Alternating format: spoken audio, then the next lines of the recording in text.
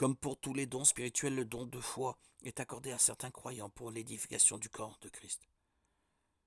Ceux qui ont ce don inspirent les autres croyants par leur confiance simple en Dieu, qui transparaît dans chacune de leurs paroles et chacun de leurs gestes. Ils font preuve d'une piété humble et se reposent sur les promesses de Dieu, souvent au point d'être considérés comme zélés, voire intrépides. Ils sont tellement convaincus que tous les obstacles à l'avancée de l'Évangile et au dessein divin seront surmontés et que Dieu fera avancer sa cause, qu'ils contribuent souvent davantage à l'avancée de son royaume que les prédicateurs et enseignants les plus doux et érudits.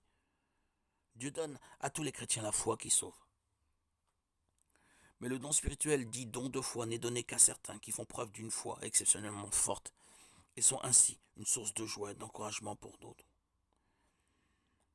Les exemples les plus extraordinaires d'hommes de foi qui ont pu accomplir des choses surhumaines sont Noé, qui a passé 120 ans à construire un grand navire à une époque où la pluie n'existait pas, tandis qu'Abraham a cru qu'il aurait un enfant tandis que sa femme n'était plus en âge de procréer.